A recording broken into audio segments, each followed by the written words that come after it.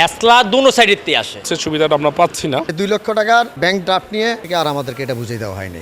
এ যেন এক অবাস্তব চিত্র, যেখানে সরকার প্রতিনিয়তই চাচ্ছেন যানজট নিরসন করতে এবং বিভিন্ন জায়গা থেকে উচ্ছেদ করেছেন। আপনারা দেখবেন যে কিছুদিন আগে কিন্তু উচ্ছেদ করে দিয়েছেন সায়দাবাদ টার্মিনাল আউটলেট যে সমস্ত কাউন্টারগুলি ছিল সেগুলি সিটি কর্পোরেশনের পক্ষ থেকে ভেঙে দেওয়া হয়। তাদের কিন্তু ভিতরে পরিসংখ্যানভাবে একটি জায়গা করে দেওয়া হয় যেখানে বাস টার্মিনাল বাস থামবে, যাত্রীরা সুবিধা ভোগ করবে, তাতে করে শহরের আনাচে কানাচে যে যানজট কমে আসে।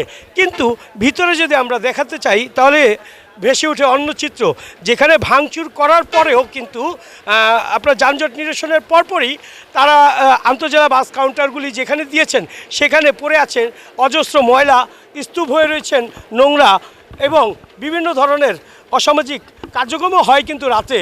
আর এইখানে এসে জানতে পারলাম যে বিভিন্ন কর্মকর্তারা তাদের অভিযোগ রয়েই গেছেন যে সিটি কর্পোরেশন 2 লক্ষ টাকার বিনিময়ে এটা বরাদ্দ দিলেও কিন্তু এই শেডে এখন পর্যন্ত বৈদ্যুতিক তারের কোনো ব্যবস্থা করেননি। তাহলে এই সন্ধ্যার পরে যে তারা কার্যক্রমটা চালাবেন এবং টিকিট কাউন্টারে যে টিকিটগুলি বিক্রি হবে তাহলে সেটা কিভাবে বিক্রি করা হবে। আপনাদের দেখাচ্ছি যে প্রচণ্ড পরিমাণ ময়লা আবর্জনা দিয়ে ঢাকা, তাহলে এখানে কিভাবে হবে কাউন্টার।